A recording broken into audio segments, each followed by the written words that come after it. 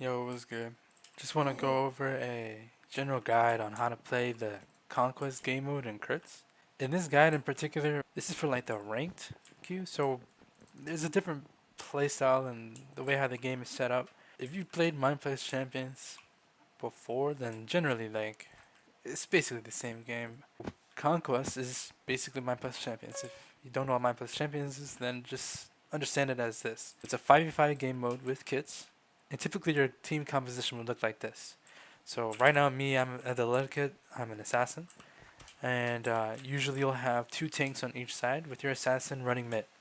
The idea is that you want to hold as many capture points as you can and win kills, so that way your team can get to 15,000 points first, and you win the game. So your side, you have two sides of the map. You have your defense side, which is typically your right side when it comes to maps, and then your pressure side, which is the left side. All you need to know is that when you are playing the game, you are usually given a side, and they'll usually tell you what side you need to go to. Usually, like most people in this community are helpful. They understand the game, so they can direct you on where to go.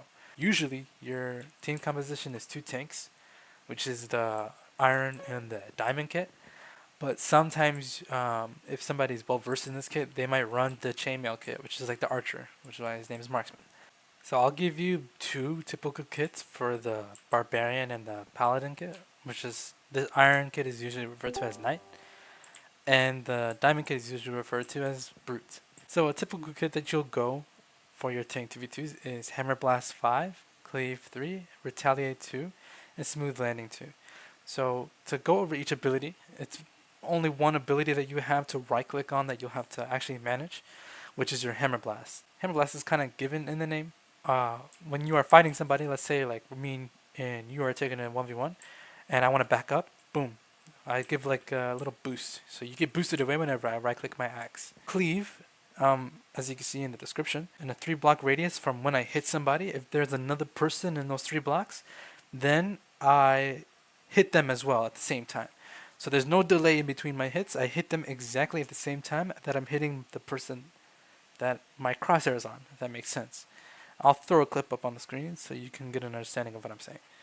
And for retaliate, it's basically like you hit me, I hit you harder. When you hit me, my next attack will do more damage. It'll do a slight bonus damage on the next attack that I give. And it'll only be for one hit, but every single time that you get hit, you do that bonus damage on the next time you hit somebody. And it doesn't have to be that person in particular. It can be like, let's say we're getting 3v2'd by the assassin when he rotates to our side, and I get hit by the assassin, but I turn around and I hit somebody else, that damage is still applied. And for smooth landing, it's very simple. Like when you hit the ground, you have basically like a feather fall on your boots. The higher level you go, the bigger feather fall that you have in your boots. For the Barbarian kit, usually you'll go this kit, which is Iron Rail 5, Tackle 1, Rampage 2, Annihilate 2, Resilience 2, or you can go Smooth Landing 2, which we went over. The reason why I play Resilience is because it's basically like when you have this on, any kind of debuff is reduced. So, and this will come into play for the Axe ability, which is Tackle, or referred to as Takedown usually by people. Um, when you right click on your axe, and you have to jump for this ability to work, so you have to be in the air. So when you jump and you right click your axe, you get thrown forward in the direction that you're looking. And when you come into contact with somebody, you'll do some damage to them, and you'll take slightly a little bit of damage to yourself. And you both get slowed, and you cannot jump while you guys are slowed. So you basically get like a 1v1, or like you're going for a pick.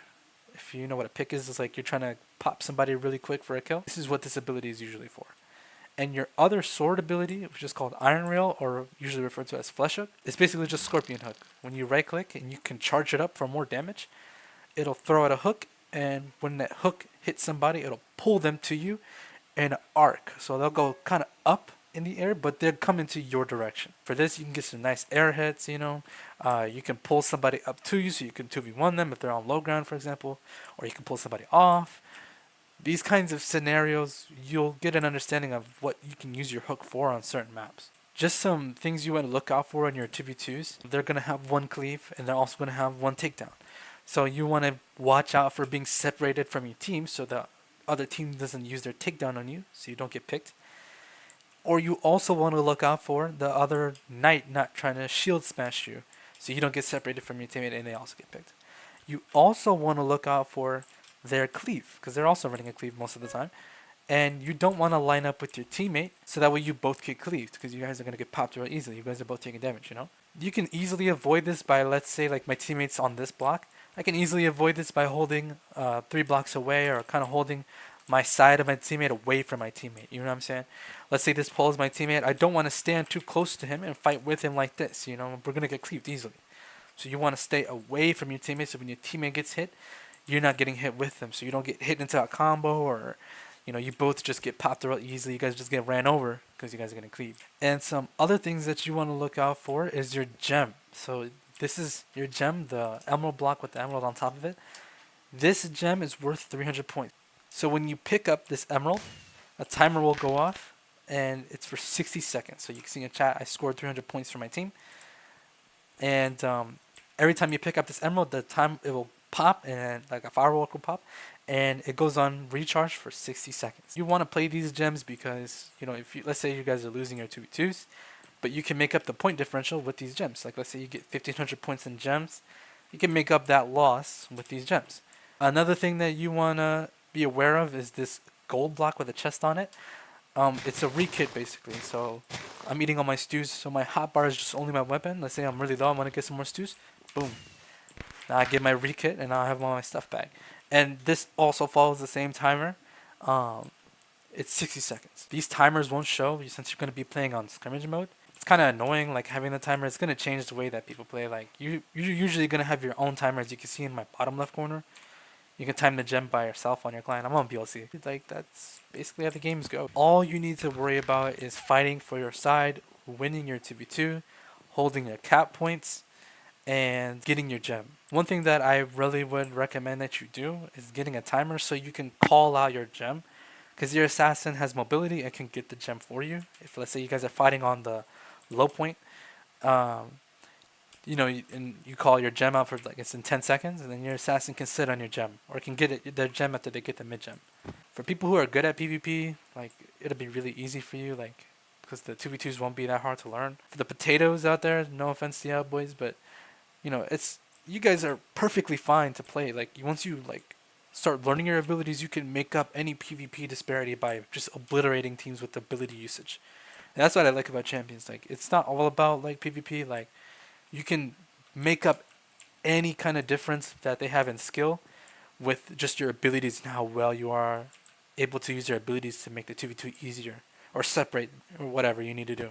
I hope you guys start crits this competitively. It's really fun. Like I come from no debuff, and as soon as I started playing a couple games, I haven't really stopped. Like this game is fun, man. Mostly the community is filled with all legit players. Like you won't have to hop on that vape before. Like calm down, drop that vape key. You feel me? I hope you learned just the general rules on what to do, and I hope to see you in the queue, bro.